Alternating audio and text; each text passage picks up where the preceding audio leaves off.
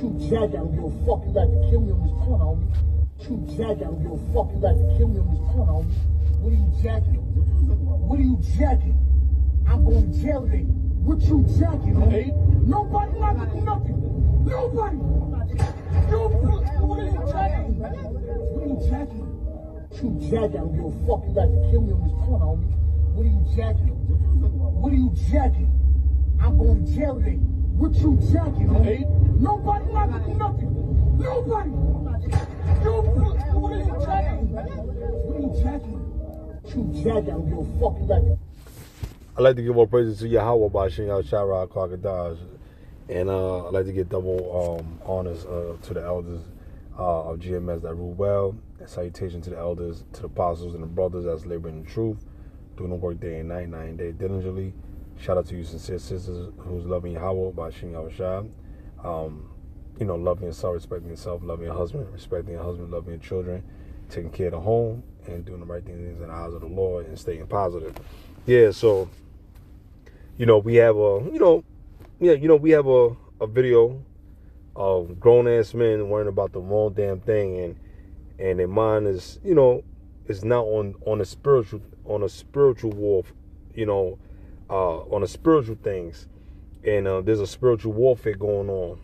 What did Mobb D say? There's a spirit. What did Mobb D? There's a war going on outside. No man is saved from. Right. So, what war was Prodigy talking about from Mobb D? I'm just using him just for example for right now. He wasn't talking about the physical war that's out there. Yes, that's a part of many wars, but the war he was referring to was the spiritual war, because we living in a place of high place of wickedness and principalities, man. And high wickedness, man. And you have people that don't understand the severity of what is going on. They are worrying. Listen, they are worrying about two things. Okay, they're worrying about two things. People are worrying about how much they can fulfill their lust and what is going to take for them to do what they got to do in that lust. People not really caring about their soul being saved. We talking about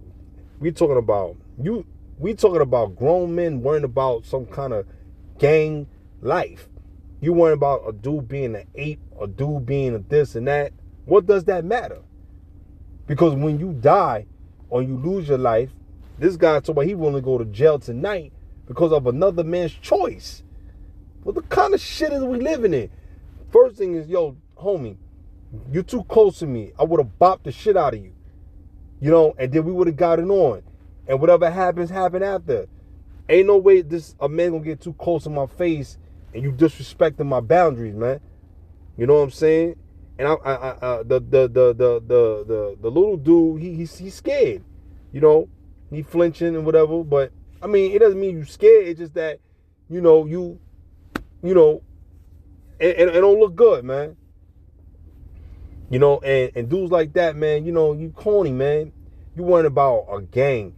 Like, that's why we tell you, man, if you're a grown man and you still in a gang, shame on you. Let me explain something to you, right? I grew up, like I said, I told a story about this. I knew that my family was Israelites, Hebrew Israelites. I grew up in it.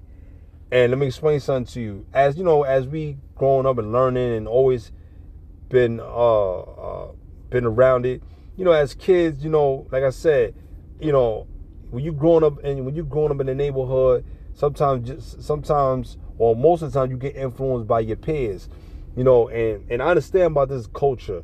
I understand about this stupid ass lifestyle, because I was in it. I used to be a part of this shit, and once I knew I was a part of it, I dropped it.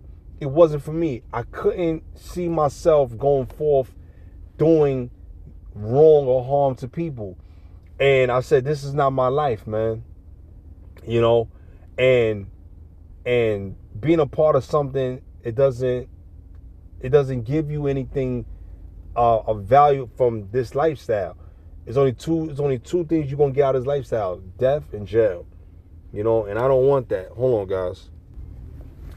You know, death in jail is very, very serious, man. You know, very, very, very, very serious, man. You know, and I don't like. Hold on. I'm sorry, guys. I don't like how people.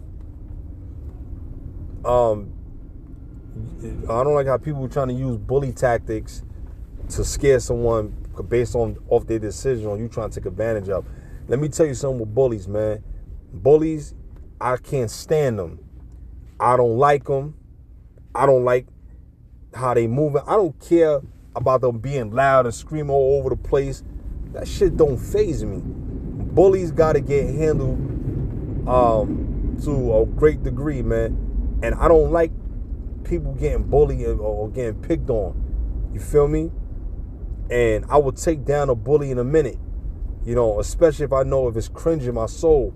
You know, or they trying to do certain things, man. You know, I remember one time I was preaching the word, and there was a dude, right? I was in Queens. I was over there in South Jamaica, Queens, where I was over there by 50 Cent in Lloyd Banks neighborhood where they're from, and where I grew up in East New York. Is they right East New York, Ozone Park, and South Jamaica, Queens. They right next to each other. Brooklyn, Queens is connected, you know, and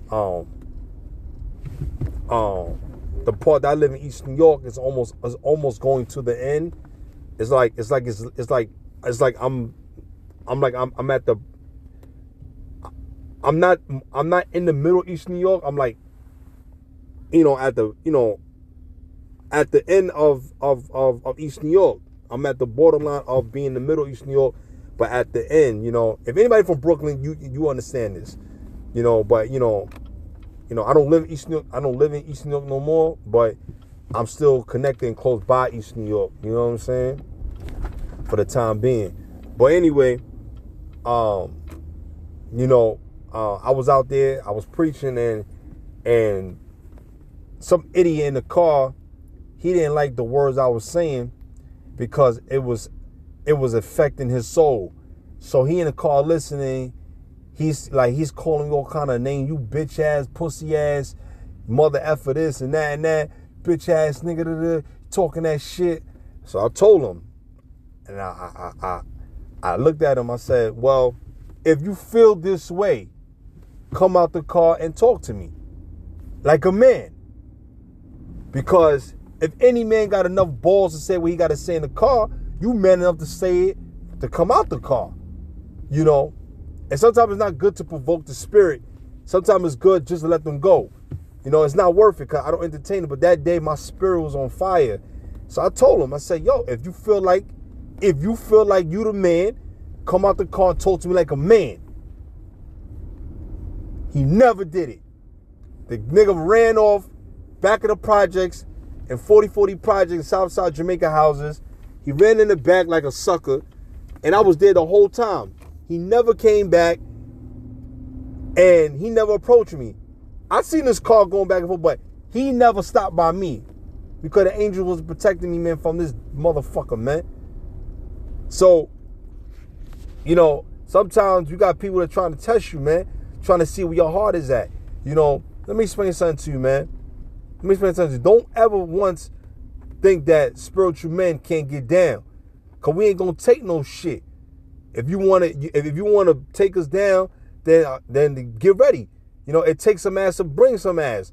I'm not saying our first initial thought is to fight, but at the same time we gotta protect ourselves by any means necessary, by any cause. Cause you got people out here that's willing to go the extra mile to do some shit to you. A lot of people got spirits on them, man.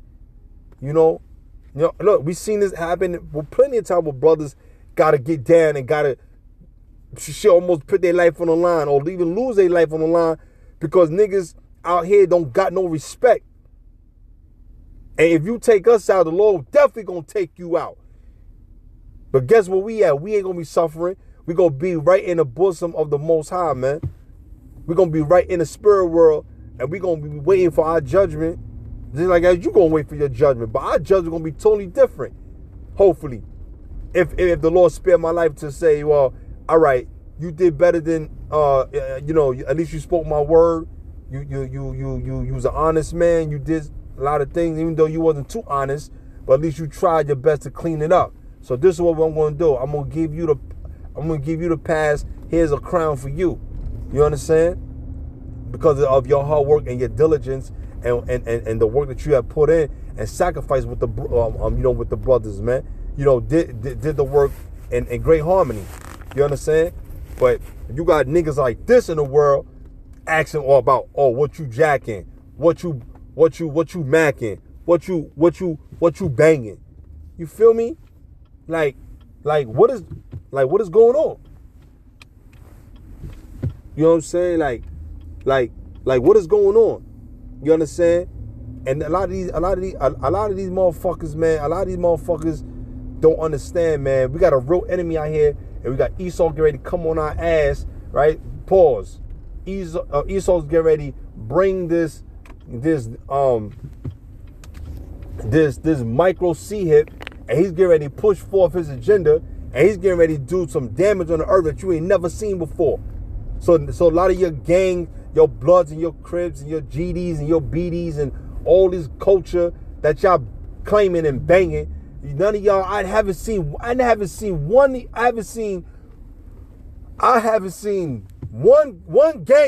gang go and bang and destroy all law enforcement. I have never seen it.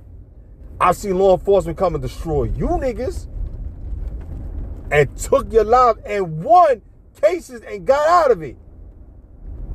I'm not bragging, but I'm sure damn gonna tell the truth. You understand? But the difference with us Israelites and worldly men is that we doing things of the spirit and we trying to be righteous here. We're not trying to look for trouble, but we know that trouble is always going to come to find you because that's what trouble do. Esau got to know what you're doing at all times because he wants the control. He doesn't care about the money. He wants the control. He has that. It's the control. And that's where this devil got to go. Because the only one that shall have control is Yahweh, man. He is our creator. He is our master creator, not this so-called white man. He's a devil. I would never ever put my life in this. I would never ever put my life or join hand in hand with him. He got to take my fucking life. You understand? Fuck that. Let me get a couple scriptures here. Excuse me. I want to let me start at 1 Peter 4:18. Let me start at 17. It said, "For the time is coming that judgment must begin at the house of Yahweh, and if it first began at us, what shall the end be of them that obey not the gospel of Yahweh?" Okay, so basically Apostle Paul is saying, if the righteous is barely making it by the skin of the teeth, what is it for those who doing wicked and evil amongst us? You understand? Right? Verse 18. "And if the righteous scarcely be saved, where shall the ungodly and sinner appear?" Right. So we have to worry about where the righteous is going. The wicked got their just due. Okay. So we got to worry about where should the righteous shall end up. Verse 19. "Wherefore let them that suffer according to the will of Yahweh commit the keeping of their souls to him in well-doing as unto a favorite creator." Excuse me, correct. So you got to do well in the eyes of the Lord because he's a faithful creator, man. And he loves us, man. He ain't going to forsake us. All right. Now let me go back to my notes. I'm sorry, not my notes. Let me go back to my highlights. Let me go to 2 Corinthians. I'm sorry, guys.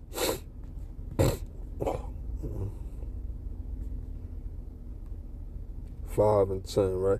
Yes, 2 Corinthians chapter 5 and 10, it says, "For we must all appear before the judgment seat of Yahushua, that everyone may receive the things done in his body, according to that he have done, whether it be good or bad." Okay?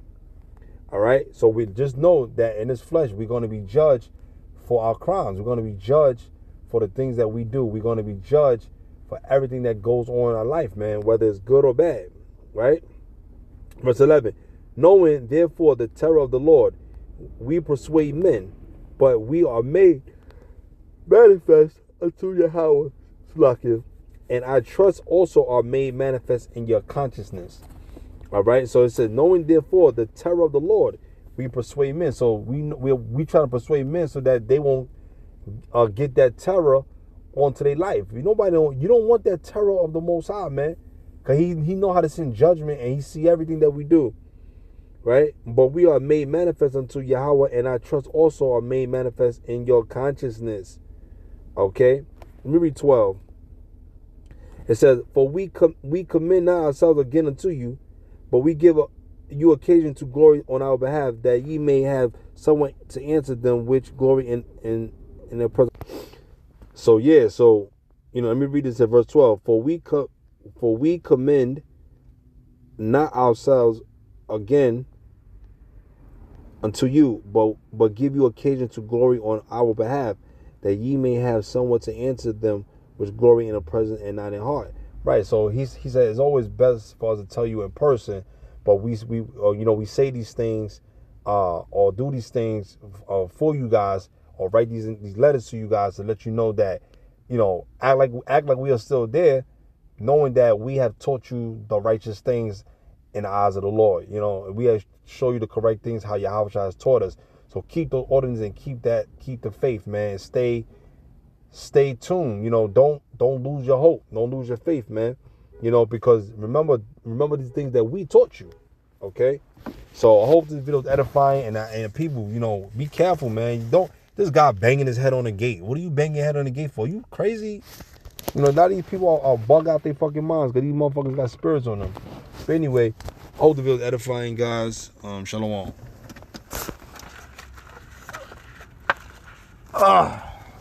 Boy.